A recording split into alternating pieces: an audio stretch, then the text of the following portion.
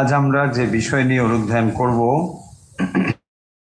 আপনারা ইতিমধ্যেই জেনেছেন যে আজ আমরা শ্রী শ্রী রামকৃষ্ণ লীলা প্রসঙ্গ এই বিষয়ে অনুধ্যান করব এবং অনুধ্যানের পর যেমন আমরা নিয়মিত অভ্যাস করি প্রাণায়াম এবং মেডিটেশন, আজকেও একইভাবে অভ্যাস করব।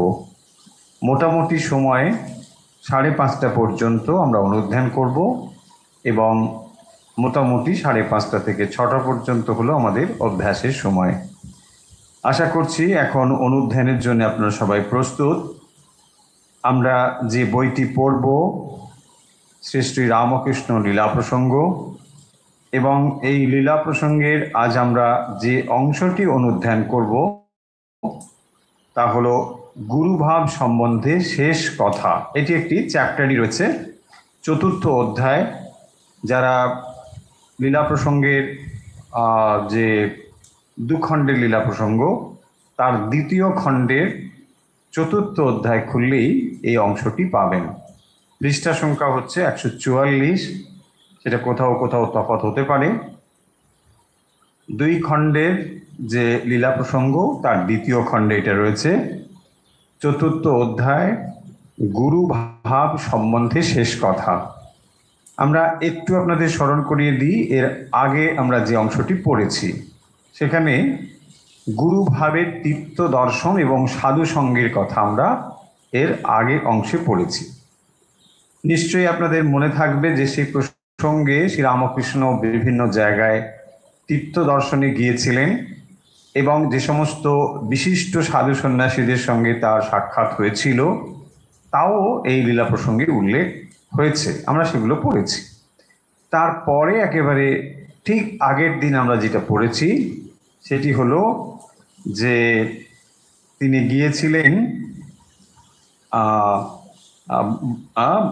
যে ভগবান দাস বাবাজির আশ্রমে, এবং সেখানে এই ভগবান দাস বাবাজি সম্বন্ধে তিনি কেমন ধারণা পোষণ করতেন বা ভগবান দাস বাবাজি তাকে কিভাবে গ্রহণ করেছিলেন, এই সমগ্র বিষয়টি আমরা আলোচনা করেছি। এবং এই ভগবান দাস বাবাজির কাছে যাবার একটা ঘটনাও ছিল যে তিনি চৈতন্য আসন গ্রহণ করেছিলেন, তার অপরাধ হয়েছে ইত্যাদি এসব নিয়ে যখন কথা হচ্ছিল তখনও উভয়কে চিনতেন না। কিন্তু যখন সেখানে গিয়ে হাজির হলেন শ্রীরামকৃষ্ণ এবং জানতে পারলেন যে ইনি ভগবান দাস বাবাজি, তিনি বিশিষ্ট তখন একজন বৈষ্ণব ভক্ত ছিলেন, এ বিষয়ে কোনো সন্দেহ নেই। কিন্তু তার ভেতরেও যে খানিকটা এক পেশে ভাব ছিল, তখনও যে অহংকারের ভাব ছিল, এগুলো আমরা কিন্তু দেখতে পাবো। এবং তার ফলে দেখব যে তিনি বুঝতে পারলেন নিজের দোষটা কোথায়। শ্রীরামকৃষ্ণকে তিনি অত্যন্ত ভালোভাবে গ্রহণ করেছিলেন এবং শ্রদ্ধা করেছিলেন, এগুলোর এখানে উল্লেখ রয়েছে। এই অধ্যায়টিতে যা আজকে আমরা পড়তে চলেছি সেখানে গুরুভাব সম্বন্ধে শেষ কথা। তার মানে গুরুভাবের কথা এর আগে আলোচনা হয়েছে, এই সম্বন্ধে আরও কিছু কথা বা আরও কিছু তথ্য লীলা প্রসঙ্গকার এখানে উল্লেখ করছেন। সেই জন্যেই এই চ্যাপ্টারটির নাম দেওয়া হয়েছে গুরুভাব সম্বন্ধে শেষ কথা। অর্থাৎ শ্রীরামকৃষ্ণ যখন জগৎগুরু রূপে আবির্ভূত হয়েছেন তার সম্বন্ধে বিস্তারিত আলোচনা করার পরে আরও কিছু কথা এখানে তিনি বলবেন এই অধ্যায়টিতে। এখন এই অধ্যায়টি শুরু করেছেন লীলা প্রসঙ্গকার যেভাবে, আমরা সেভাবেও খানিকটা বলবো। এছাড়া এর ভেতরে যে সমস্ত তত্ত্বগুলো রয়েছে তাকে আমরা সহজভাবে একটু চিন্তা ভাবনা করবার চেষ্টা করব। প্রথমেই আপনাদের জানিয়ে রাখি যে লীলা প্রসঙ্গ অনেকে একটু এড়িয়েই চলেন। এই জন্য এড়িয়ে চলেন যে এটার ভাষাগত একটা ব্যবধান রয়েছে। ব্যবধান মানে এটা যে অন্য ভাষায় লেখা তা নয়, এটা বঙ্গভাষাতেই লেখা। কিন্তু এই বঙ্গভাষাটি ঠিক এখনকার যে ভাষা, এখন বাংলা ভাষা যেমনভাবে চলে এটার সঙ্গে একটু তফাৎ রয়েছে। এটা খানিকটা ওই ঠিক বঙ্কিমচন্দ্রের ভাষা বলবো না, বঙ্কিমচন্দ্রের ভাষা আরও তৎসম, একেবারে তৎসম শব্দে পরিপূর্ণ। কেবলমাত্র সেখানে বিভক্তিটা সরিয়ে দিলেই বা বিভক্তি প্রয়োগ করলেই ওটা সংস্কৃত হয়ে যাবে বঙ্কিমচন্দ্রের ভাষা। ওটা পরিবর্তিত হয়েছে, ওটা পরিবর্তিত হয়ে রবীন্দ্রনাথের হাত দিয়ে ভাষা আরো পরিবর্তিত হয়েছে। এখানে আমরা যে ভাষাটি দেখতে পাবো বিশেষ করে লীলা প্রসঙ্গে, এখানে অনেক সংস্কৃত শব্দের প্রয়োগ হয়েছে, তৎসম তদ্ভব প্রচুর শব্দ রয়েছে। এটার জন্যই খানিকটা মানে লোকে এটাকে একটু এড়িয়ে চলে, এই জন্যই এড়িয়ে চলে যে বইটি বোধহয় না অনেক কঠিন ভাষা, শক্ত শক্ত শব্দ রয়েছে, প্রায় সংস্কৃতের কাছাকাছি এই সবগুলো। এটা গেল ভাষাগত। আর একটা দিক এখানে রয়েছে যে এখানে অনেক বিষয় চর্চা করা হয়েছে। অনেক বিষয় মানে আমরা কি মনে করি যে আমরা লীলা প্রসঙ্গ মানে ঠাকুরের লীলা কথা জানতে চাই, এরপরে কি হলো, তারপরে কি হলো, তারপর তিনি কোথায় গেলেন, এই যে ঘটনা পরম্পরা। মোটামুটি আমাদের মাইন্ডসেট হচ্ছে যখনই আমরা কোনো লীলা কথা পড়ব সেখানে আমরা ঘটনাগুলোকে পরপর জানতে চাই, এটাই মোটামুটি আমাদের একটা ধারণা। কিন্তু এখানে এসেই এই ধারণাটা আপনার থমকে যাবে বা বদলে যাবে, যে লীলা প্রসঙ্গ কিন্তু ঠিক সেরকম লেখা নয়। দুটো ভলিউম, বেশ মোটা মোটা বই, আর এর মধ্যে যেগুলো রয়েছে যেমন ঘটনা রয়েছে, সেই ঘটনাগুলোকে কিভাবে উপস্থাপন করা হয়েছে, সেগুলো শাস্ত্রীয় ব্যাখ্যা কি, এগুলো কিন্তু এখানে বাদ পড়েনি। তো লীলা প্রসঙ্গকার স্বামী শারদানন্দজি এগুলো এখানে উল্লেখ করেছেন। তাই অনেক সময় কারো কারো ক্ষেত্রে, সবার ক্ষেত্রে নিশ্চয়ই নয়, কারো কারো ক্ষেত্রে মনে হয়েছে যে ওহ বাপরে বাপ, এত কিছু পড়ে তারপরে এগুলো জানবো, এমনিতেই কথামৃত তাই ঠিক আছে, তারপরে আবার এই লীলা প্রসঙ্গ, এগুলো একটা কারো কারো এরকম মনে হয়। কিন্তু বাস্তবিক ব্যাপারটা ঠিক তা নয়। যদি একবার আপনি একটু খুঁটিয়ে পড়েন দেখবেন খুব ভালোই লাগবে। ভাষা একটা তো রয়েছে, যদি সেটাকে আমরা বাদই দিই, অনেক কিছু তথ্য রয়েছে ভেতরে। তাহলে লীলা প্রসঙ্গকার শারদানন্দজি কি করেছেন না, ঠাকুরের লীলা কথা তো তিনি বলেইছেনই, সঙ্গে সঙ্গে একটু শাস্ত্রীয় ব্যাখ্যাও এখানে এনেছেন। সেই জন্য কলেবরটা একটু বেশি হয়েছে, বইটা একটু মোটাও হয়ে গিয়েছে, আর কারো কারো ক্ষেত্রে এরকম একটু অসুবিধে হলেও হতে পারে, এটা হয়েছে। তো আমরা এখন তাহলে কিভাবে পড়ছি, আমরা পড়ছি ঘটনাগুলোকে ঠিক রাখছি, বইয়ের যা যা ব্যাপার সেগুলো রাখছি, যেখানে একটু হয়তো খুব বেশি আলোচনা রয়েছে সেই জায়গাগুলোকে আমরা ছোট করে মূল আলোচনাটাতে ফিরে আসব, এইভাবেই আমরা এটাকে অগ্রসর হব। তাহলে এই অধ্যায়টি শুরু হয়েছে দেখবেন এখানে ভগবদ গীতার কতগুলো লাইন এখানে দেওয়া হয়েছে। ভগবদ গীতার যে বিখ্যাত লাইনগুলো সেগুলো হচ্ছে ওই 4র্থ অধ্যায়ে ভগবানের আবির্ভাব সম্বন্ধে কথা রয়েছে। দেখবেন অন্য কেউ শ্লোক কোনো কিছু জানুক বা না জানুক, মানে মহাভারত সিরিয়ালের কথা বলছি, মহাভারত সিরিয়ালটির মানে জন্য সবাই এই লাইনগুলো মোটামুটি জানে, যেটা হচ্ছে যদা যদা হি ধর্মাস, কিছু একটা বলে যদা যদা, ব্যাস, তারপরে হয়তো আর হবে না, কিন্তু ওই যদা যদাই বললেই ব্যাস, মানে ধরে নিতে হবে আপনি গীতা বিশারদ, মানে সব জানা আছে। তো এই যে লাইনগুলো এখানে লীলা প্রসঙ্গকার উল্লেখ করছেন, কেন উল্লেখ করছেন দেখুন, ওই লাইনগুলোর মধ্যে কি রয়েছে না, ভগবান কখন আবির্ভূত হন, যদা যদা হি ধর্মস্য গ্লানির্ভবতি, ঠিক ওই রকম ভগবানের আবির্ভাবের প্রেক্ষাপট, কখন তিনি আবির্ভূত হন, কি তার স্বরূপ, এই কথাগুলো ওখানে রয়েছে। সেই কারণের জন্য খুব স্বাভাবিকভাবেই তিনি ওই 4র্থ অধ্যায় থেকে ওই লাইনগুলো এখানে একেবারে অধ্যায়ের শুরুতে দিয়ে দিয়েছেন, হয়েছে, এটা দিয়েছেন। আমরা এটাকে এখন আর আলোচনা এই মধ্যে করছি না। তারপরে তিনি কথা বলা শুরু করেছেন। তাহলে এখানে কি লিখছেন প্রথমে না, বেদে ব্রহ্মজ্ঞ পুরুষকে সর্বজ্ঞ বলায় আমাদের না বুঝিয়া বাদানুবাদ। লীলা প্রসঙ্গে আর একটা বৈশিষ্ট্য হলো দেখবেন প্রত্যেকটি লেখায় ছোট্ট করে একটু ব্রিফ করে দেওয়া আছে, যেটা আমাদের খুব সুবিধে হয়, কারণ ওই কয়েকটা ওয়ার্ড যদি আমরা বুঝে নিয়ে পড়ে নিই তাহলে এখানে কি লেখা রয়েছে এটা আমাদের বুঝতে সুবিধা হয়। এখানে লেখা হয়েছে বেদে ব্রহ্মজ্ঞ পুরুষকে সর্বজ্ঞ বলায় আমাদের না বুঝিয়া বাদানুবাদ। তাহলে বাদানুবাদটা তো বুঝি, কিন্তু না বুঝিয়া বাদানুবাদ মানে দুটো শব্দ, একটা হলো ব্রহ্মজ্ঞ আর একটা হলো সর্বজ্ঞ। তাহলে ব্রহ্মজ্ঞ মানে যিনি ব্রহ্মকে জানেন, সর্বজ্ঞ মানে যিনি সব কিছু জানেন। এখন তাহলে যিনি ব্রহ্মজ্ঞ হবেন তিনি সর্বজ্ঞ হবেন। এই সর্বজ্ঞ কথাটা তাৎপর্য কি, এইটাই এখানে বলছেন যে না জানিয়া বাদানুবাদ, মানে সর্বজ্ঞ তাহলে তিনি কি কেমিস্ট্রির এটা বলতে পারবেন? হ্যাঁ, কেন বলতে পারবেন না? তুমি কি ব্রহ্মজ্ঞানী, তাই না? তাহলে তোমার ব্রহ্মজ্ঞান কিছুই নেই। শ্রীরামকৃষ্ণের কাছে যেতে শ্রীরামকৃষ্ণ ঠাকুর একটা অঙ্ক করে দিন তো, বলছে আরে বাবা আমি তো অঙ্ক বুঝি না আমার বাদ। তাহলে তুমি কি সর্বজ্ঞ? তুমি ব্রহ্মজ্ঞ, তাই না? এটাই এখানে বলছেন যে এটা না বুঝে বাদানুবাদ হচ্ছে এই জিনিসটি। তাহলে এখন এটা নিয়ে এখানে চর্চা করা হয়েছে যে দুটো জিনিসের অর্থটা কি, মানে ব্রহ্মজ্ঞই বা কি আর সর্বজ্ঞই বা কি, এবং ব্রহ্মজ্ঞকে কেন সর্বজ্ঞ বলা হয়েছে, এই কথাটি এখানে আলোচনা করা হয়েছে। আচ্ছা, এই কথাটা তাহলে আমরা একটু তাৎপর্য বোঝার চেষ্টা করি। ব্রহ্মজ্ঞ মানে হলো যিনি ব্রহ্মকে জেনেছেন। এখন যিনি ব্রহ্মকে জেনেছেন মানি তাহলে ব্রহ্ম একটা জানার বস্তু হলো, তাই না? আমি এটাকে জানি, আমি কলমটি জানি, আমি ফুলটি জানি। জানা মানে তাহলে ফুলটি আমার থেকে একটা আলাদা কিছু, এটা অবজেক্ট। তাহলে জানি মানে আমি অবজেক্টিফাই করি, তাই না? একটা কিছুকে জানি মানে আমার থেকে সেটা আলাদা, তাহলে আমি জানতে পারি এক্স্যাক্টলি। তাহলে ব্রহ্মজ্ঞ মানে যিনি ব্রহ্মকে জানেন। তাহলে ব্রহ্মকে জানেন মানে ব্রহ্মকে অবজেক্ট করেন।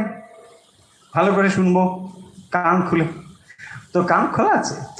ব্রহ্মজ্ঞ যারা তারা দেখুন সবাই তাহলে কি করবে না, ব্রহ্মকে জানবে। এখন ব্রহ্মকে জানা মানে দেখুন এখানে কথার ম্যাচটা হচ্ছে এই, তাহলে ব্রহ্মকে কি তিনি অবজেক্টিফাই করেন? নো, ব্রহ্ম ক্যানট বি অবজেক্টিফাইড, নো। তাহলে আত্মা বা ব্রহ্মকে আমরা অবজেক্টিফাই করতে পারছি না। পিঁপড়েটাও শোনার জন্য কানের কাছে নয়, তুমি যেখানে শোনার সেখানে থাকো, তো কানের কাছে সে পিঁপড়েটা চেষ্টা করছে, ভাবছে যে ওখান থেকেই শব্দ বেরোচ্ছে, হয়তো শুনবেও, শোনার চেষ্টা করছে। আচ্ছা, এই কথা বলছিলাম। তাহলে দেখুন ব্রহ্মজ্ঞ মানে যিনি ব্রহ্মকে জানেন। তাহলে ব্রহ্মকে জানা মানে তাহলে ব্রহ্মকে অবজেক্টিফাই করা। যেমন বললাম না, যদি আমি ফুলটাকে জানি তাহলে ফুল একটা আলাদা কিছু, আমার থেকে অন্তত আলাদা। তাহলে আমি জানি মানে যেটা আমার থেকে আলাদা সেই জিনিসটাকে আমি জানি। কিন্তু ব্রহ্মকে ঠিক এমন করে জানা যায় না। তাহলে ব্রহ্মকে জানা মানে ব্রহ্ম হয়ে যাওয়া, ব্রহ্ম স্বরূপটা হয়ে যাওয়া। এটা গেল ব্রহ্ম জানার ক্ষেত্রে বা ব্রহ্মজ্ঞর ক্ষেত্রে এই তফাৎ। বেশ, আমরা বুঝলাম। আমরা এখন ওটার ডিটেলসে যাচ্ছি না, কথা দিয়ে মোটামুটি আমরা বুঝলাম যে তাহলে ব্রহ্মকে অবজেক্টিফাই করা যায় না। বাট ব্রহ্ম জ্ঞান মানে হলো যে ব্রহ্ম হওয়া, তিনি সেই স্বরূপপ্রাপ্ত হওয়া, তার ফলে তিনি ব্রহ্মজ্ঞ হলেন। এটা নাহলে আমরা বুঝলাম। বেশ, তাহলে যখন আমরা কোনো একটা বস্তুকে বলছি জানি, তার অর্থ কি?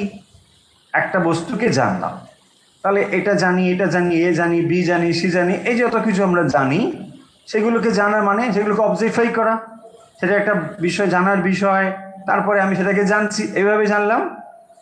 এই যে জানা আর ব্রহ্মজ্ঞানের ক্ষেত্রে এই দুটোর মধ্যে তফাৎ রয়েছে। সেই কারণের জন্যই এই বিবাদটি সৃষ্টি হয়েছে। আশা করি বুঝলাম এখন কেন বিবাদটা সৃষ্টি হয়েছে। তাহলে ব্রহ্মজ্ঞ তিনি ব্রহ্মকে জানেন, আর সর্বজ্ঞ মানে যিনি এই সমস্ত কিছুকে জানেন। তাহলে সমস্ত কিছুকে জানেন মানে এই একটা ওই একটা, সমস্ত কিছুকে জানা মানেটা কি? এখানে আর দুটো কথা শুধু নিয়ে আসবো, সহজ করে বুঝবো। একটাকে বলবো বিশেষ জ্ঞান, আর একটাকে বলবো সামান্য জ্ঞান। হয়েছে? দুটো শব্দ, সহজ, এমন কিছু না। সামান্য জ্ঞান মানে হচ্ছে সমস্ত কিছুকে সামান্যীভূত করে জানা, আর বিশেষ জ্ঞান মানে কোনো একটা জিনিসকে স্পেসিফিক্যালি জানা।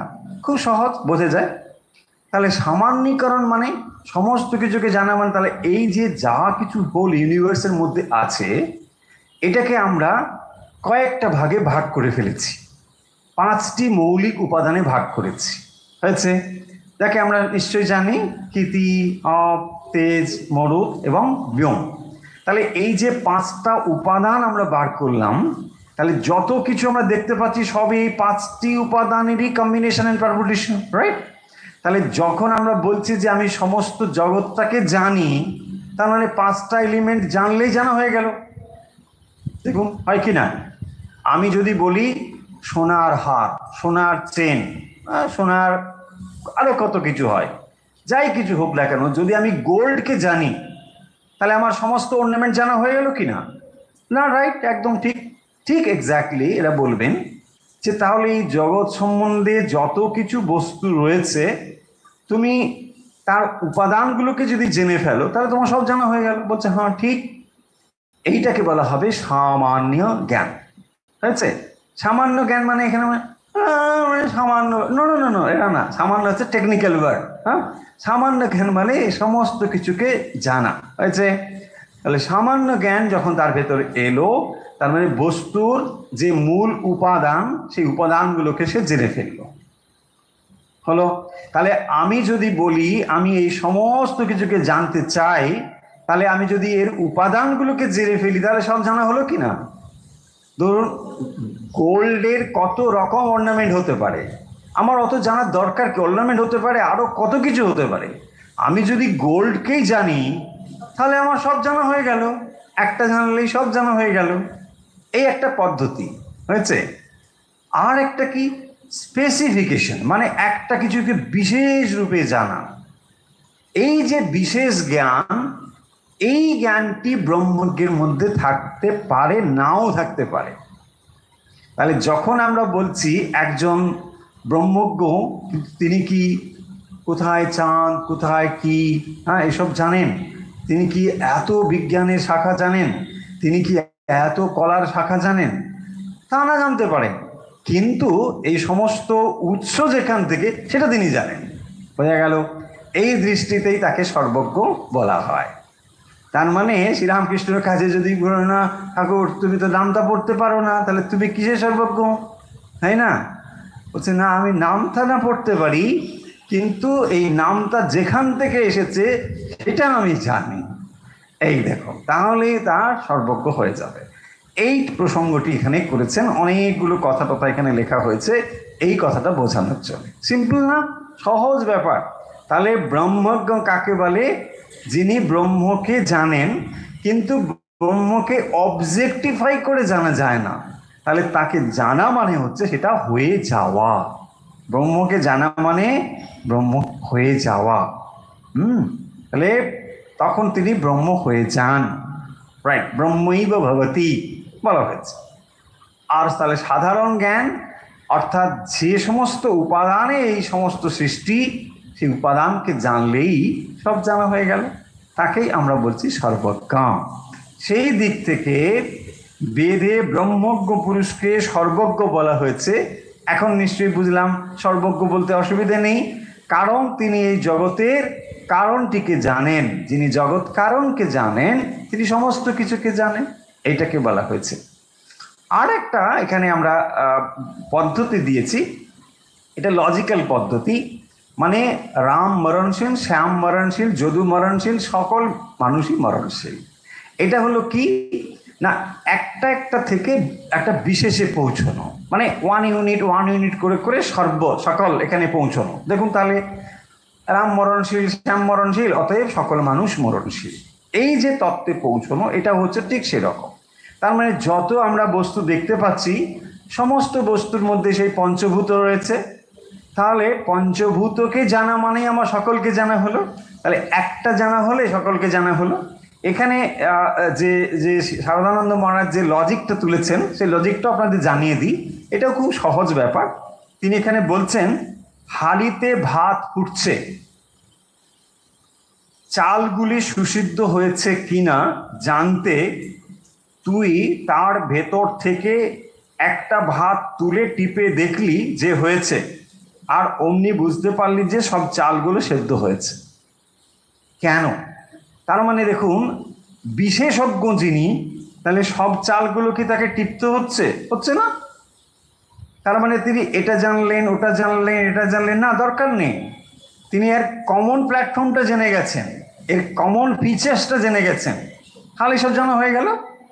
এইটাই বলেছেন শারদানন্দ মহারাজ, এক্সাম্পলটা দিয়ে এইটা বলেছেন যে হাড়ির ভেতরে ভাত সেদ্ধ হয়েছে কিনা একটা দেখলে যেমন বাকিগুলোকে আমরা ধরে নিতে পারি ঠিক একই রকম ভাবে তাহলে একটি বস্তুকে যখন আমরা যথার্থ রূপে জানতে পারলাম তখন নিশ্চয়ই আমরা বলতে পারি যে সমস্ত বস্তুকে জানা হয়ে গেল।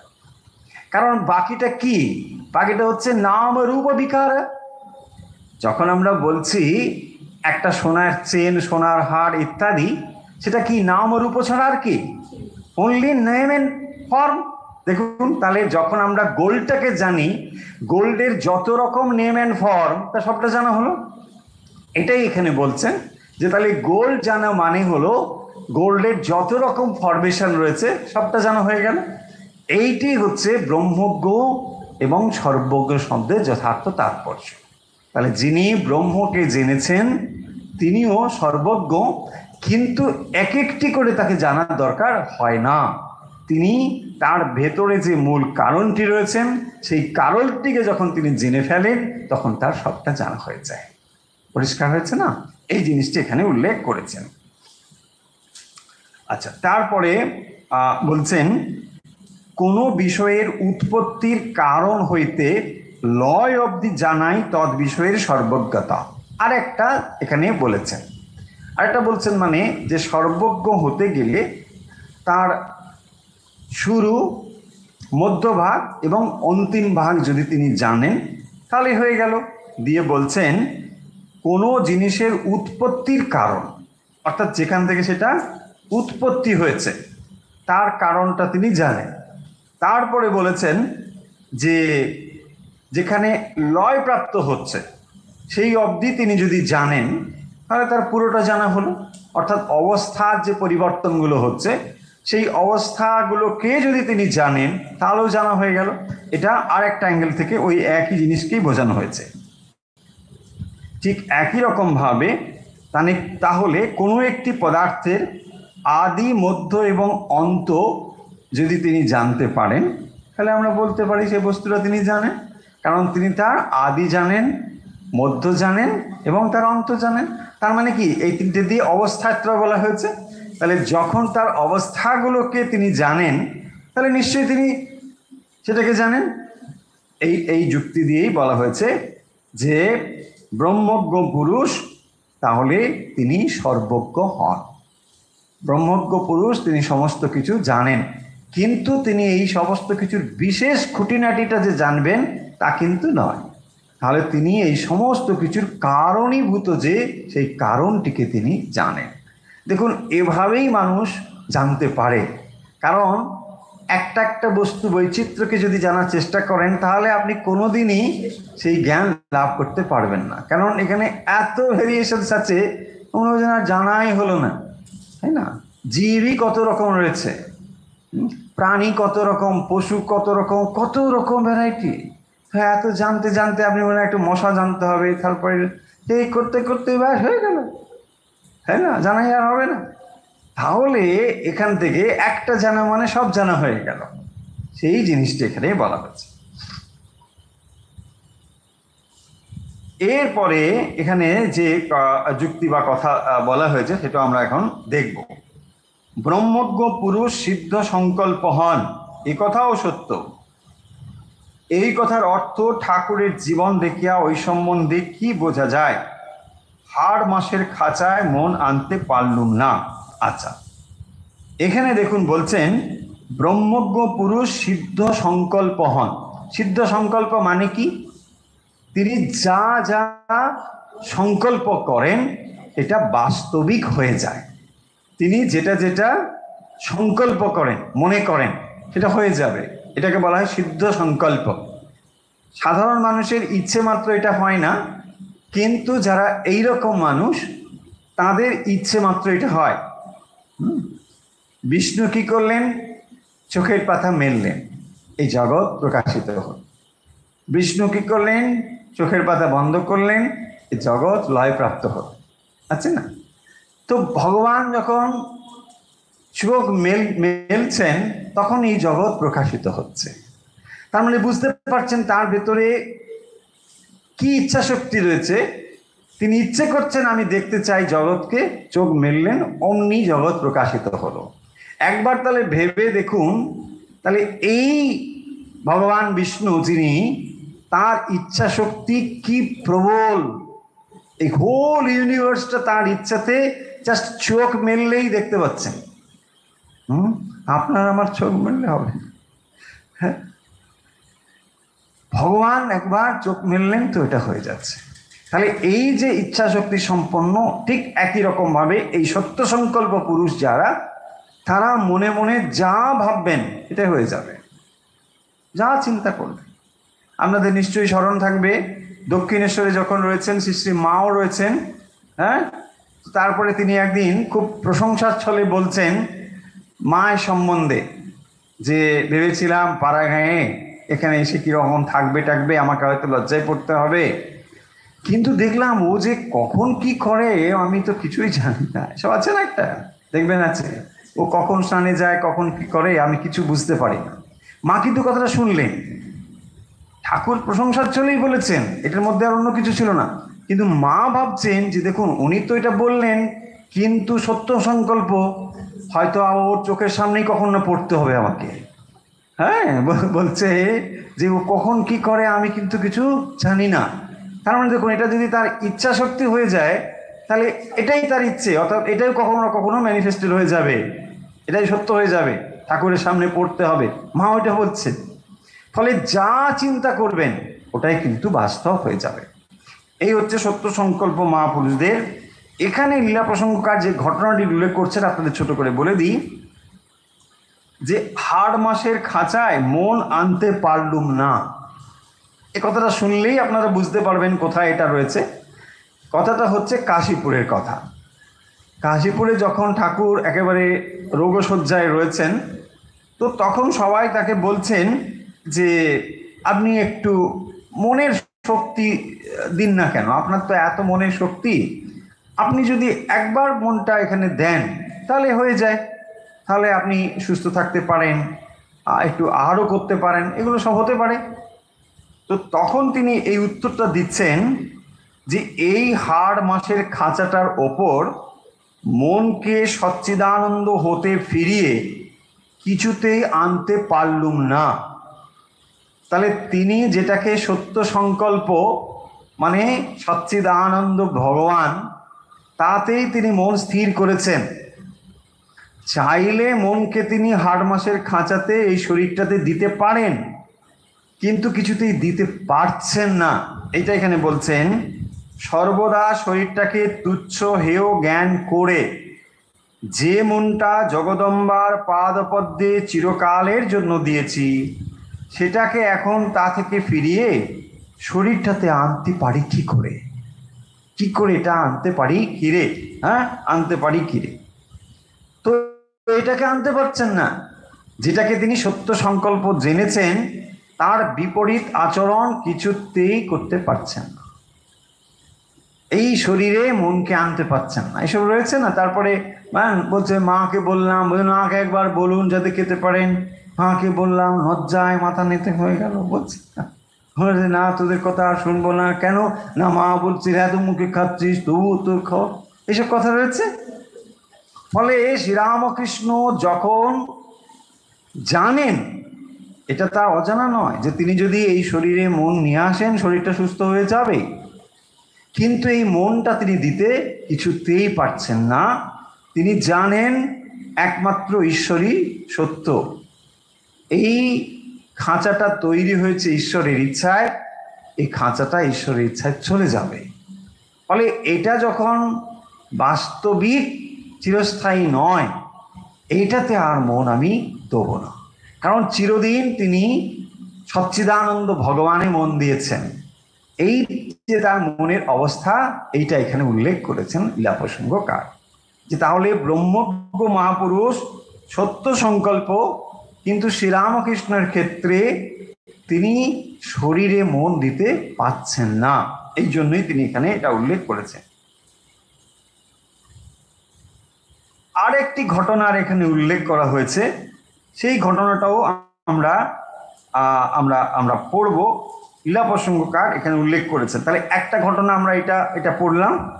আরেকটি ঘটনা হচ্ছে যে বাগবাজারের শ্রীযুক্ত বলরাম বসু মহাশয়ের বাড়িতে ঠাকুর একদিন আসিয়াছেন। বেলা তখন 10টা।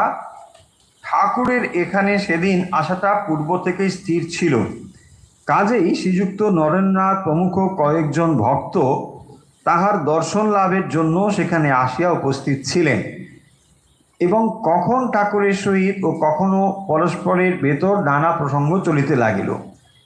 সূক্ষ্ম ইন্দ্রিয়াতীত বিষয়ে দেখার কথায় ক্রমে অনুবীক্ষণ যন্ত্রের কথা আসিয়া পড়িল। স্থূলচক্ষে যাহা দেখা যায় না, ওইরূপ সূক্ষ্ম সূক্ষ্ম পদার্থ ইহার সহায়ে দেখিতে পাওয়া যায়। একগাছি অতি ক্ষুদ্র রোমকে ওই যন্ত্রের ভেতর দিয়া দেখিলে একগাছি লাঠির মতো দেখায়, ও দেহের প্রত্যেকটি রোম গাছাকে পেঁপের ডালের মতো ফাঁপা ইহাও দেখিতে পাওয়া যায়। তাহলে ব্যাপার কি? অনুবীক্ষণ যন্ত্র। অনুবীক্ষণ যন্ত্র শ্রীরামকৃষ্ণকে দেখানো হবে। কেন না অনুবীক্ষণ যন্ত্রের ভেতর দিয়ে দেখলে জিনিসটির আর একটা দিক ফুটে ওঠে। যে জিনিসটি আমরা খালি চোখে দেখছি, সেটা অনুবীক্ষণ যন্ত্রের ভেতর দিয়ে দেখলে তার আরেক রকম হয়। সেটা কীরকম বলছেন? চুলগুলোকে যখন আমরা এমনি দেখি চুল বলে মনে হচ্ছে, এটাকে যদি অনুবীক্ষণ যন্ত্রের ভেতর দিয়ে দেখা যায়, তাহলে এই চুলগুলোকেই দেখা যাবে এটা হলো, এর ভেতর একটা ফাঁপা জায়গা রয়েছে।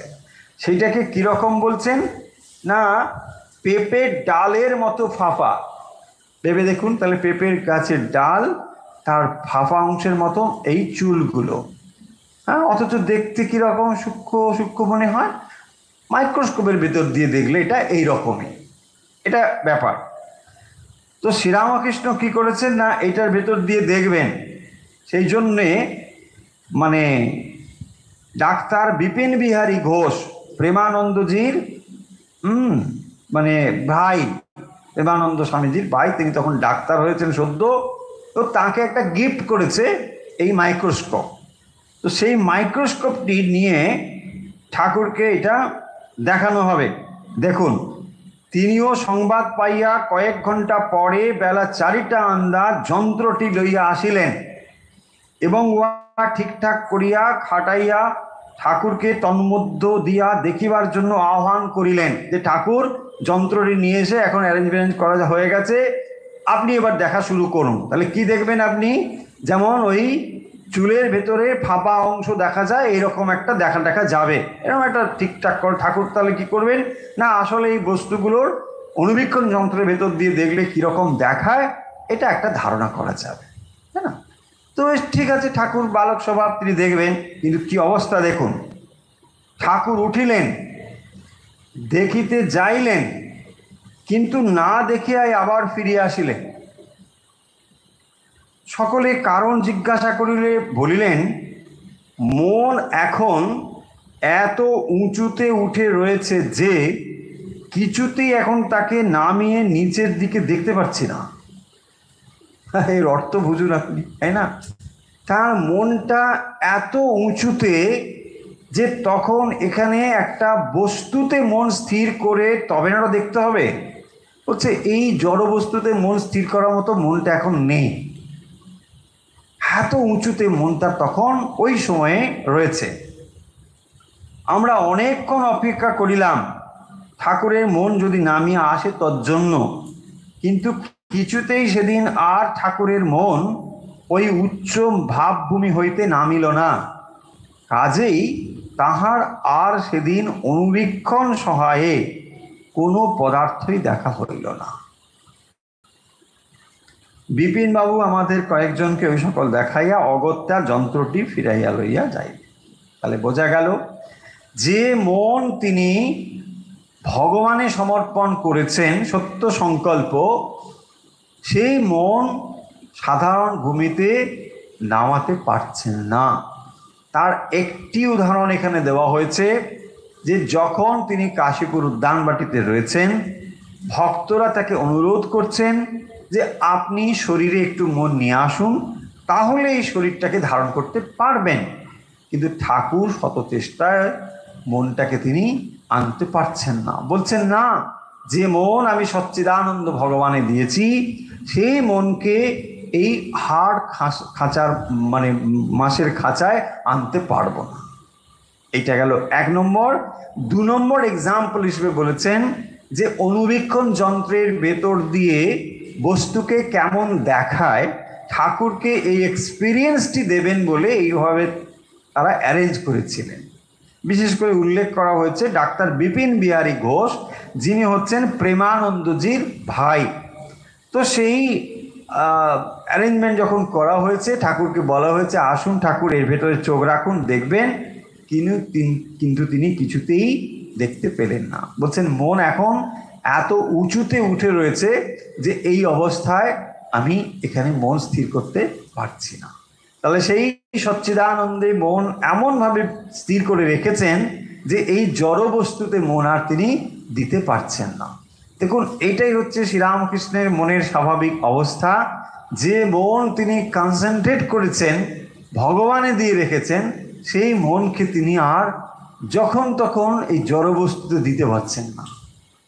তার মন জুড়ে রয়েছে সেই চৈতন্য আত্মা ভগবান।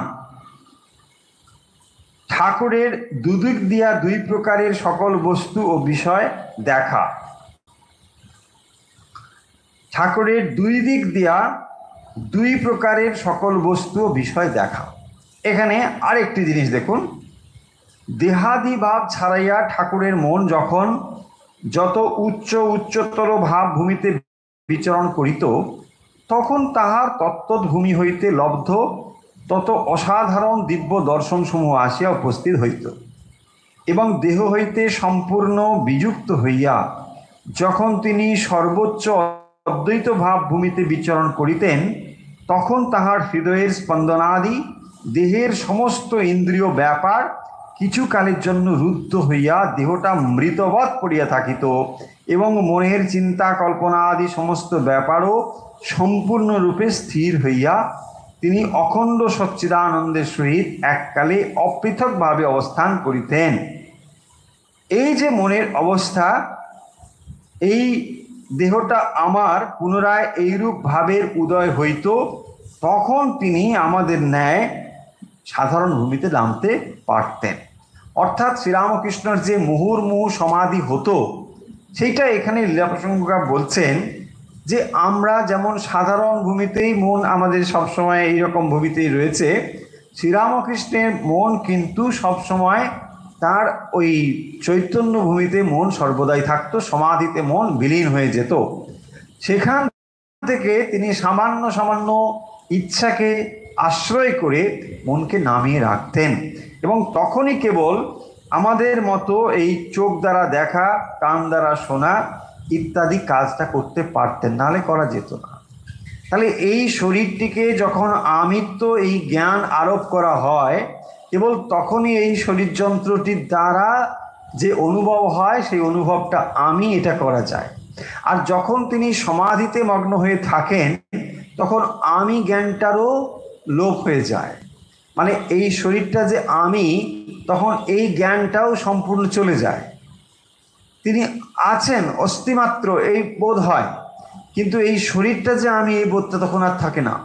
তার আমিটা এমন সর্বব্যাপী আমির সঙ্গে এক হয়ে যায়, তখন ওটাও আমি সব আমি হয়।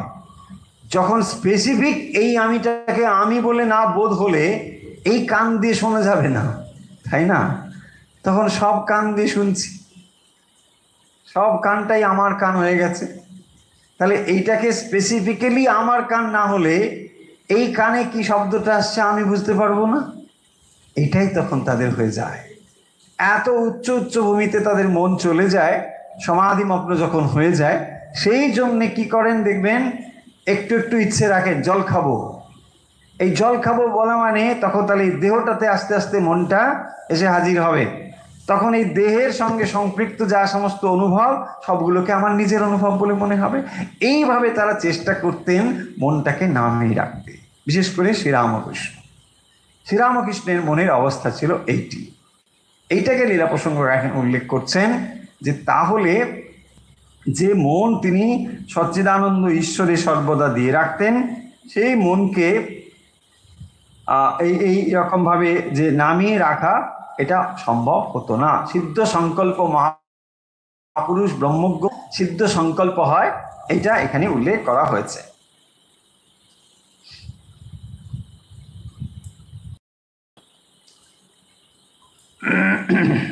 আচ্ছা, এরপরে আমরা এখানে কতগুলো জিনিস রয়েছে।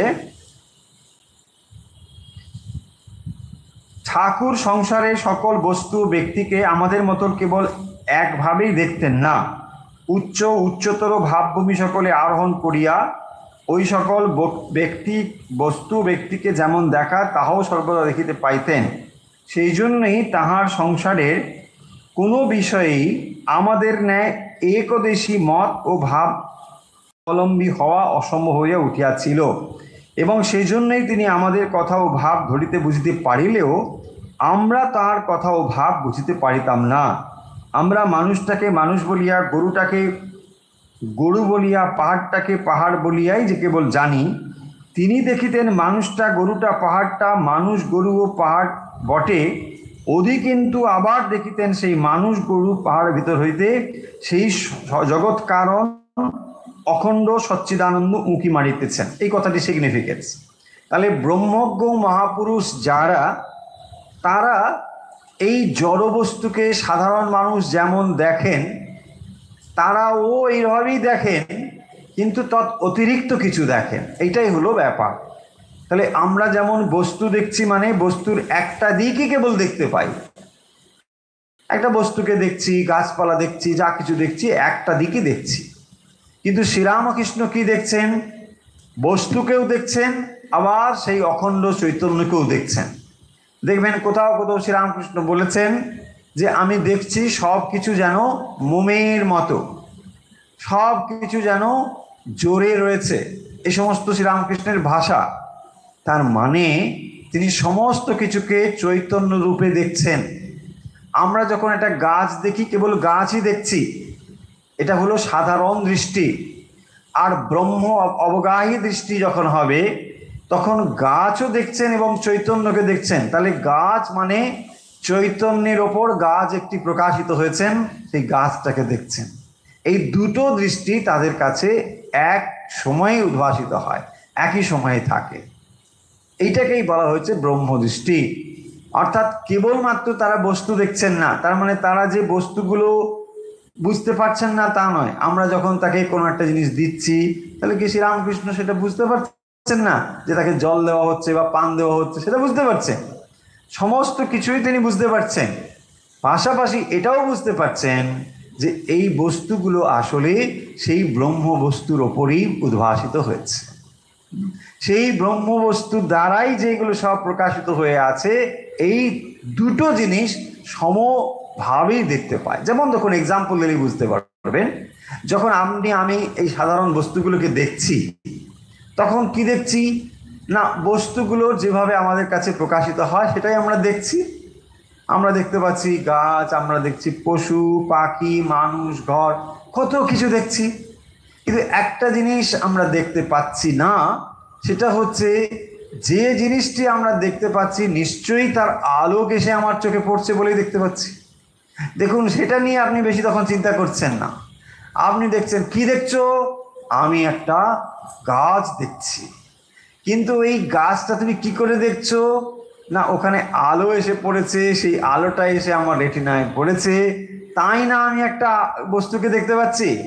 যদি ওখানে আলো না থাকতো তাহলে কি আপনি বস্তু দেখতে পেতেন? এক্সাম্পল। তাহলে দেখুন, বস্তুটাকে দেখার সঙ্গে সঙ্গে আপনি আসলে আলোর একটা বিচ্ছুরণও দেখতে পেয়েছেন, কিন্তু সেটা আপনি এখন আর ওদিকে ফোকাস করছেন না। ঠিক একই রকমভাবে যারা ব্রহ্মজ্ঞ, তারা এই জিনিসগুলোর সঙ্গে সঙ্গে এই জিনিসটি উদ্ভাসিত হয়েছে। তাহলে ম্যানিফেস্টেশন কার দ্বারা হয়? জড়বস্তু প্রকাশিত হতে পারে না। প্রকাশ ধর্ম কার? আমরা তো সব বেদ বেদান্ত গুলে খেয়ে ফেলেছি, তাই না? এত পড়ে ফেলেছি আমরা। হ্যাঁ, উপনিষদ পড়ছেন, কত কত পড়ছেন, বলে এত যখন গুলে খেয়েছেন, এটা নিশ্চয়ই বলা সম্ভব। দেখুন, প্রকাশ কার আছে? জড়বস্তু প্রকাশ করতে পারে না। তাহলে চৈতন্যের প্রকাশ, এইটি যখন সব সময় নলেজটা থাকবে, তখনই দেখবেন ব্রহ্মজ্ঞের দৃষ্টি হয়ে গেল।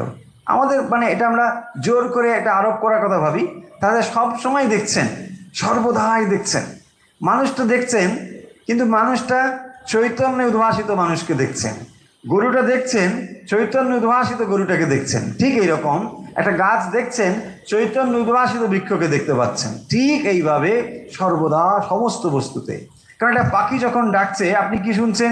পাখিটা সুন্দর ডাকছে, ভালো, কিন্তু পাখি তো এমনি ডাকতে পারবে না, ওর ভেতরে সেই চৈতন্যই ম্যানিফেস্টেড। তাহলে ওই পাখিটা একটা আবরণ, আসলে চৈতন্যই ওখানে প্রকাশ আছে। বলছেন দেখো আমি ডাকছি, আমি চৈতন্য, আমি চৈতন্য, কিন্তু পাখি রূপে। আপনি পাখি রূপটা দেখছেন কিন্তু চৈতন্যটা এড়িয়ে যাচ্ছেন। এই সর্বত্রই এই জ্ঞানটি যখন উদ্ভাসিত হয় তাকে বলা হয় ব্রহ্মজ্ঞান। শ্রীরামকৃষ্ণ সেইটিতে সবসময় প্রতিষ্ঠিত থাকতেন, সমস্ত কিছুর ভেতরে তার সেই ব্রহ্মজ্ঞান থাকতো। দেখুন আমরা যখন ভালো ভালো জিনিসগুলো দেখি সেখানে একটা শুদ্ধ পবিত্র ভাব আমরা নেওয়ার চেষ্টা করি। যে জিনিসগুলোকে তথাকথিতভাবে কদর্য জিনিস, খারাপ জিনিস, সেগুলোকে কি আমরা অত ভালো চোখে দেখছি না। শ্রীরামকৃষ্ণর চোখে বা ওই ব্রহ্ম অবগাহী দৃষ্টিতে বাস্তবিক ভালো মন্দ বলে আর কিছু নেই। কেন নেই? দেখুন কারণটা তো সব এক। যদি আপনি কারণে না যেতে পারেন তাহলে দেখবেন যা কিছু হবে সব অকারণ। মানে যদি রুট কজটাতে না যেতে পারেন তাহলে আপনি কেবল প্রকাশটাকে দেখছেন। শ্রীরামকৃষ্ণের ভাষাতেই চলে যাই, শ্রীরামকৃষ্ণের এক্সাম্পলে চলে যাই। কি বলছেন? দেখো অনেক রকম বালিশ হয়। কি সহজ উপমা দিয়েছেন শ্রীরামকৃষ্ণ। কে বালিশ দেখেনি বলুন? আপনার বালিশ জানার জন্য কি আপনাকে গীতা পড়তে হবে? কিচ্ছু পড়তে হবে না। বলে বালিশ আমি তো রোজ বালিশ মেডিটেশন রোজই করছি। হ্যাঁ, পিলো মেডিটেশন। হ্যাঁ, তো দেখুন তো যখন দেখুন পিলো নানা রকমের সাইজ হয় না, তখন আপনি স্কোয়ার আছে, হ্যাঁ, রেক্ট্যাঙ্গেল আছে, রাউন্ড আছে, কত রকম শেপ আছে। বাট শ্রীরামকৃষ্ণ কি বললেন? সিম্পল বলছেন সবগুলোর ভিতরে কিন্তু তুলো আছে, রাইট? আরে তার মানে দেখুন বাইরের আকারগুলো কেবল কেবল বদলে যেতে পারে, বাট ভেতরে কন্টেন্ট যা আছে একই জিনিস রয়েছে। এই যে দৃষ্টি দেখুন, এই দৃষ্টি সাধারণ দৃষ্টি নয়। সমস্ত কিছুর ভেতরে যখন আপনার এই দৃষ্টিটি উদ্ভাসিত হবে, এটা কি বলে? ব্রহ্মদৃষ্টি। সমস্ত কিছুর ভেতরে।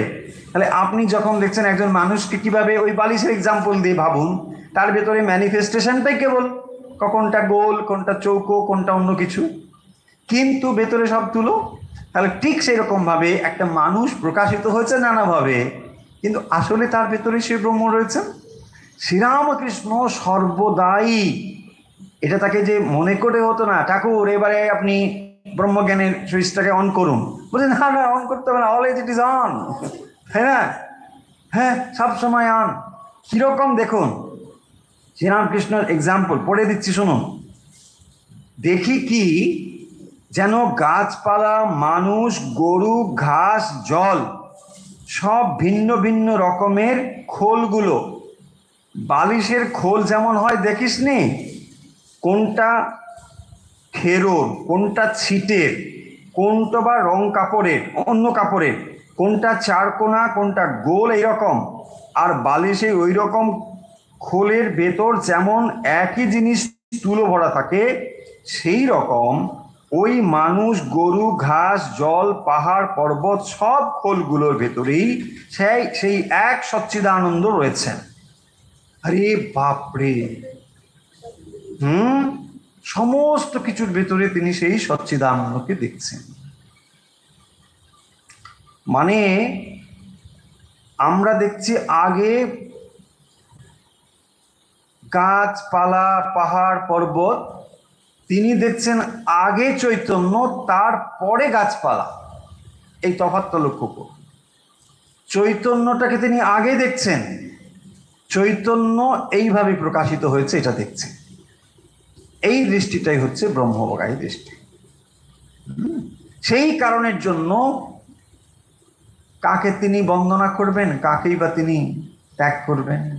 সবই তো এক, সবই তো এক, তফাৎ তো কিছু নেই, তাই না? ধরুন একটা রামের মূর্তি, একটা রাবণের মূর্তি, দুটোতে গোল্ড একই আছে, সমপরিমাণ গোল্ড দিয়ে একটা রাবণের মূর্তি করা হয়েছে, একটা রামের মূর্তি করা হয়েছে। আরে বাবু, গোল্ড ইজ গোল্ড, নো সো তো রাবণ কি আর রামচন্দ্র কি, আমার সবই হবে, তাই না?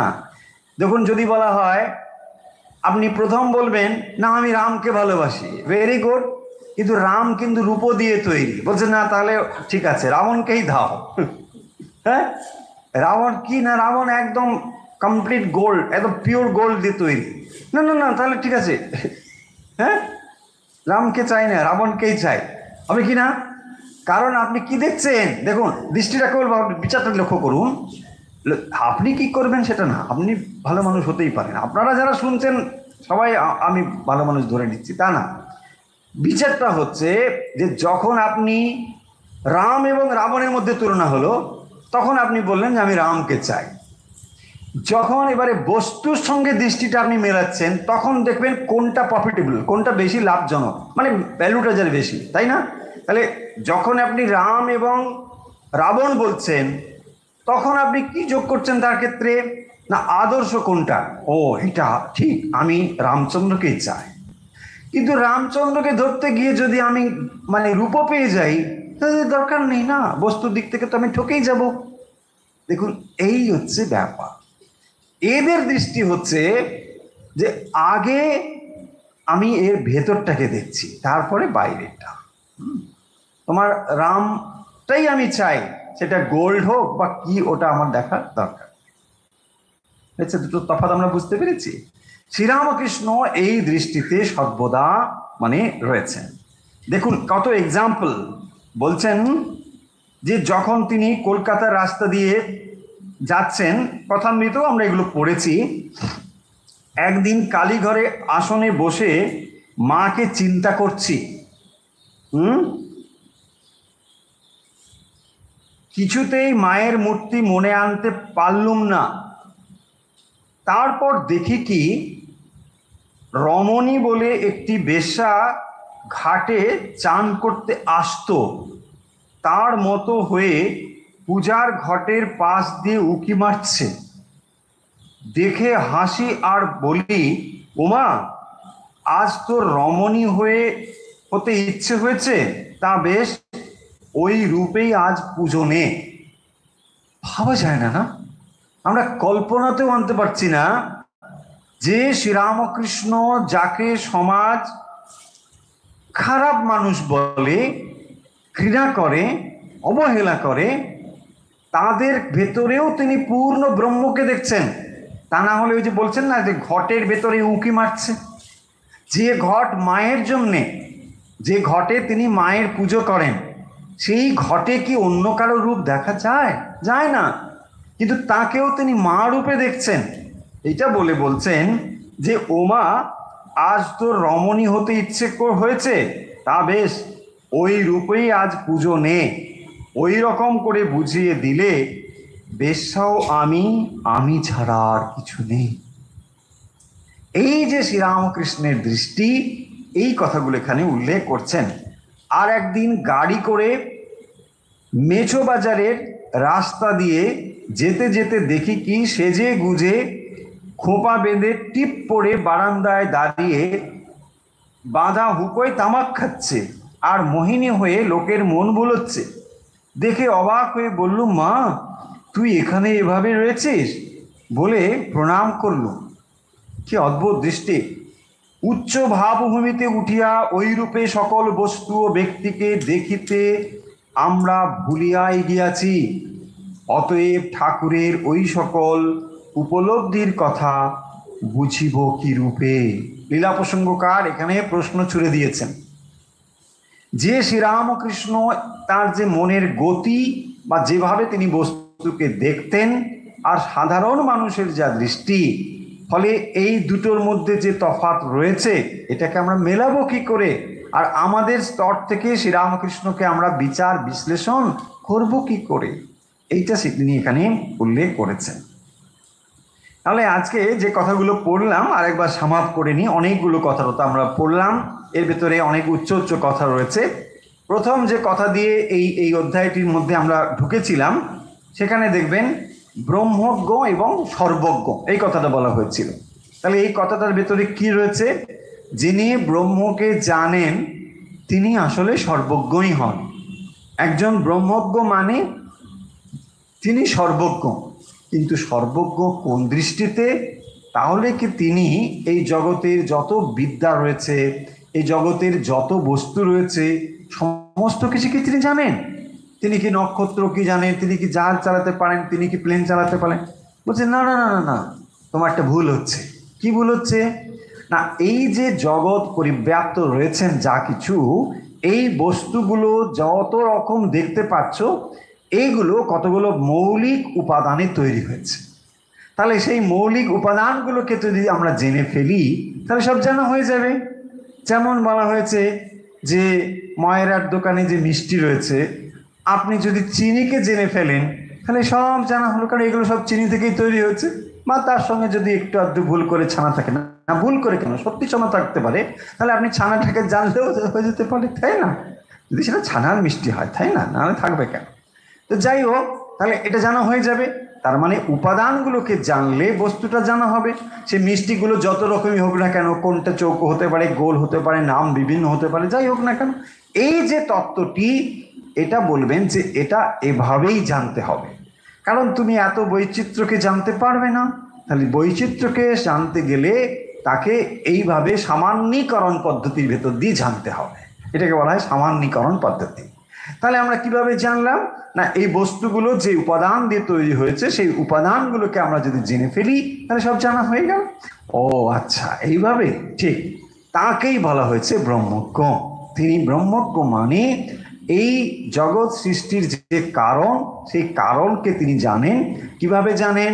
তার উৎপত্তি জানেন, তার লয়কে জানেন, তার স্থিতিকেও জানেন। ফলে এই রূপে তিনি সর্বজ্ঞ হয়ে উঠেছেন।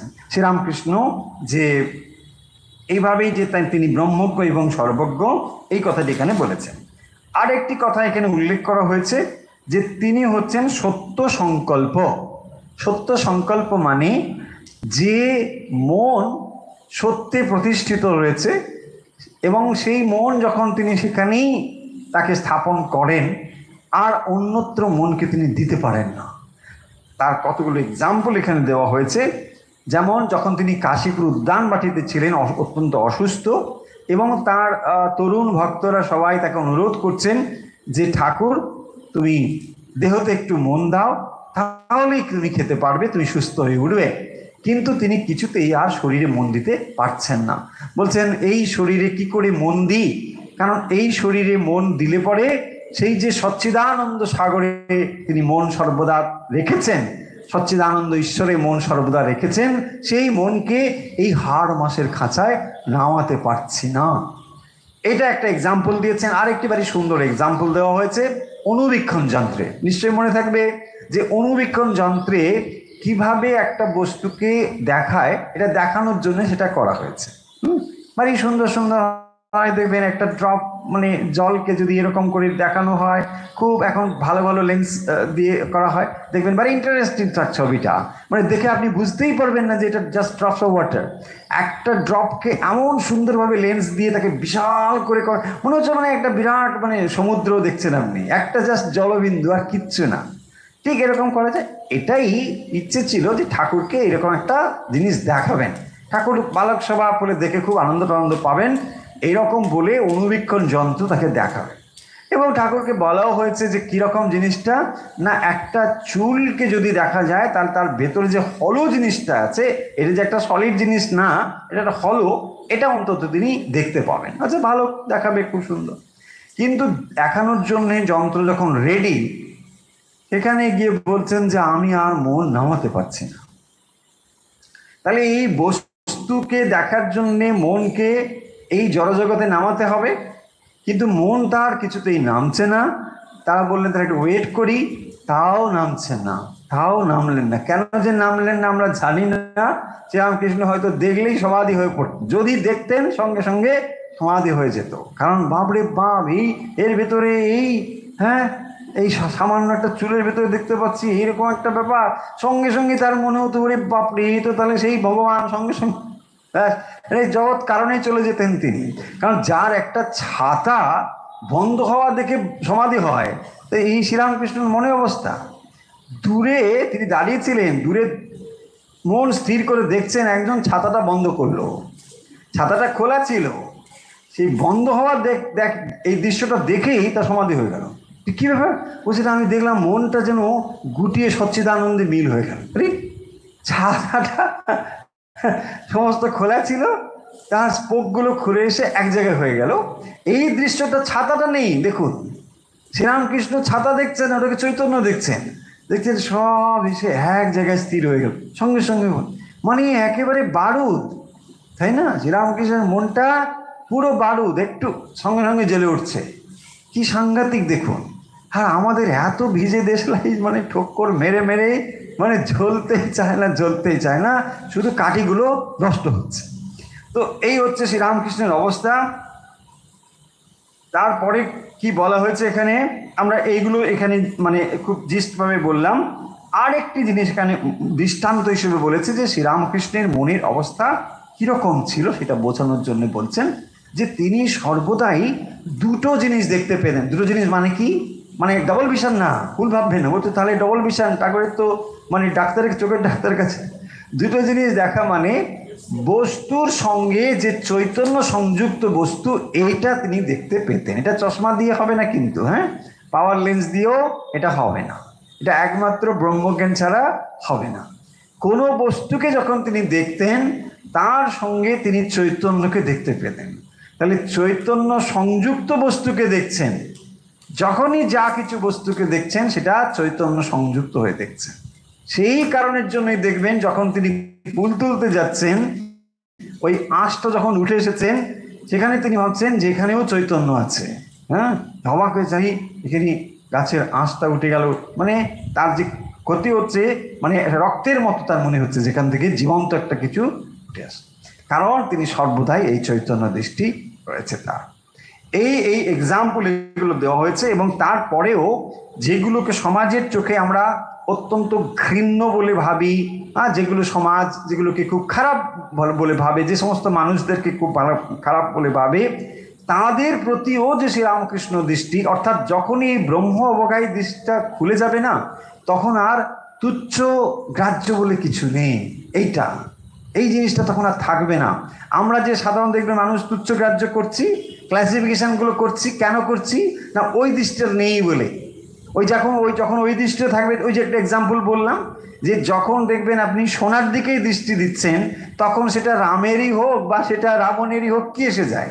কিছু এসে যায় না, গোল্ডটাই। যখনই আপনার গোল্ডে দৃষ্টি রয়েছে তখন বাইরের যেটা কিছু ব্যাপারই না, এক্স্যাক্টলি ওটাই। যখন আপনি দেখতে পাচ্ছেন সে এখানে রয়েছেন না, যে রমণীর বেশে এসেছে, সেই রমণী হোক বা যে কিছুই হোক না কেন, আসলে তো সে মাই। তাহলে যাকে তিনি মা রূপে পুজো করছেন সেই ঘটে, সেখানে রমণীর বেশে এসেছেন, তো তাকে তিনি দেখে মাই দেখছেন, তিনি সমস্ত কিছুতে সেই মাকে দেখছেন। ফলে এই যে দৃষ্টি শ্রীরামকৃষ্ণের, এই দৃষ্টি নিয়ে তিনি জগৎগুরু হয়েছেন। এখানে আমরা পড়ছি গুরুভাব সম্বন্ধে শেষ কথা। তাহলে গুরু মানে তিনি জগৎ গুরু রূপে প্রকাশিত হয়েছেন, এবং সেই গুরুকে সচ্চিদানন্দ স্বয়ং গুরু, সেই ভগবান অবতার পুরুষ স্বয়ং গুরু রূপে অবতীর্ণ হয়েছেন। এখানে গুরু মানে কি না, জগৎকে তিনি এই জ্ঞান শেখাবেন বলে, এই ব্রহ্মদৃষ্টি সবাইকে দান করবেন বলে শ্রীরামকৃষ্ণ অবতীর্ণ হয়েছেন। তাই শ্রীরামকৃষ্ণের এই গুরুভাব সম্বন্ধে যে কথাগুলো ইতিমধ্যেই আমরা পড়েছি, তারপরেও যে সমস্ত কথা এখানে লীলাপ্রসঙ্গ উল্লেখ করছেন, অত্যন্ত ইন্টারেস্টিং। যে শ্রীরামকৃষ্ণ জীবনের কত কত ঘটনা রয়েছে, সেই ঘটনাগুলোকে আমরা এই লীলাপ্রসঙ্গকার যেভাবে উপস্থাপন করেছেন বা বলছেন, সেইগুলোর সঙ্গে সঙ্গে আমরা খানিকটা ব্যাখ্যা করে সহজভাবে সেই জিনিসগুলোকে বোঝার চেষ্টা করছি। তার ফলে কি হবে না, শ্রীরামকৃষ্ণকে আমরা যেমন একটু করে জানতে শিখব, তার বৈশিষ্ট্যকে জানতে শিখব, কিভাবে তার শিক্ষা প্রণালী ছিল জানতে শিখব। শ্রীরামকৃষ্ণকে তখন দেখবেন আরো নিবিড় করে আপনার ভালোবাসতে ইচ্ছে করবে। একটি মানুষকে তখনই আপনি ভালোবাসতে পারবেন, একটি মানুষকে যখন আপনি সম্পূর্ণভাবে তার ব্যক্তিত্বের সঙ্গে পরিচিত হতে পারবেন। শ্রীরামকৃষ্ণের ব্যক্তিত্ব যখন আমাদের কাছে স্পষ্টভাবে উদ্ভাসিত হবে, কেবল তখনই দেখবেন শ্রীরামকৃষ্ণকে আমরা ভালোবাসতে পারবো। শুধু ভালোবাসতে পারবো না, না ভালোবেসে থাকতেই পারবো না। তখনই আমাদের মনে হবে যে শ্রীরামকৃষ্ণ সত্যি আমার কত প্রিয়। তা না হলে শ্রীরামকৃষ্ণ সম্বন্ধে একটা ভাষা ধারণা নিয়ে কখনো পূর্ণভাবে তাকে ভালোবাসা যায় না, তাকে স্যারেন্ডার করা যায় না। তখনই আপনি বুঝতে পারবেন যে মানুষটির ভেতরে কি ছিল। এই ব্যক্তিত্বের এক একটা দিক, এক একটা স্ফুরণ, এক একটা রূপ আমাদের কাছে খুলে যাবে যদি আমরা এই লীলা প্রসঙ্গ একটু একটু করে পড়ি। আছে এই কথাগুলো কথামৃতের মধ্যেও রয়েছে, কিন্তু এত গভীরভাবে এইভাবে বিশ্লেষণটা সেখানে নেই। সেখানে রয়েছে তার মুখের কথাগুলো, যেখানে কনভারসেশন হয়েছে, কারণ কথামৃতের স্টাইলটা হচ্ছে কনভারসেশন। সেখানে কনভারসেশন যা যা হয়েছে সেগুলোকে তুলে ওখানে রাখা হয়েছে। কিন্তু এখানে আমরা পাবো তার একটা ইলাস্ট্রেশন পাবো। সেই ইলাস্ট্রেশনগুলো মানে কিভাবে সেটা হয়েছে, যেখানে শারদানন্দ মহারাজ বলছেন মানে এরা অনেক কিছু চাক্ষুষ দেখেছেন। আর শারদানন্দ মহারাজ শুরুতেই বলেছেন যে এখানে আমি এমন কোনো কথা লিখছি না যেটা আমারও সন্দেহ আছে, আমি লিখছি না। বা এমন কোনো কথা আমি এখানে লিখে বই পাতা ভর্তি করছি না মানে যেগুলো মানুষ একটা মিরাকুলাস কিছু ভাববে। নো, এগুলোকে আমি যতটা সম্ভব পরিহার করেছি। তাহলে যেগুলো খুব আশ্চর্যজনক ঘটনা বলে মনে হবে সেগুলোকেও তিনি বাদছাট দিয়েই সাধারণ লৌকিক মানুষের মতোই কথাগুলো লিখেছেন। ফলে ভাবুন যে এই রকম একটি ব্যক্তিত্ব শ্রীরামকৃষ্ণ, যারা চোখের সামনে এই ব্যক্তিত্বকে রাত দিন দেখেছে, চোখের সামনে এই রকম একজন ব্যক্তিত্ব, একদিকে তিনি প্রজ্ঞায় প্রবীণ, আবার দেখুন অন্যদিকে বালক স্বভাব। তাকে ভালো না বেশে পারবেন না, ভালো না বেশে পারবেন না। পূর্ণ একটি মানুষ, পূর্ণ জ্ঞানী, অথচ তিনি পুরুষ নাকি নারী বোঝা যাচ্ছে না। তার ভেতরে সমস্ত ভাবের স্ফুরণ রয়েছে, সমস্ত ভাব তিনি বোঝেন। এমন নয় যে বালকের ভাবটা তিনি বোঝেন না, হয় না আমাদের তাকে জেনারেশন গ্যাপ। নো, তিনি বালকের ভাবটাও বোঝেন। বালককে কিভাবে আকর্ষণ করতে হবে সেটা তিনি বোঝেন, বড়দের কিভাবে আকর্ষণ করতে হবে সবাইকে তিনি বোঝেন। এমনকি যারা অধর্মী, অধর্মী মানে বিধর্মী, হিন্দু ধর্মের মানুষ নয়, তারাও তার কাছে গিয়ে বলছেন না ইনি আমাদের পয়গম্বর। আছে কি না? তার মানে এই সমস্ত ভাবের সমন্বয় মূর্তি ছিলেন শ্রীরামকৃষ্ণ। এইরকম একজন ব্যক্তিত্বকে আপনি ভালো না বেশে পারবেন না। চলুন তাহলে আজকের কথা এখানে শেষ করছি।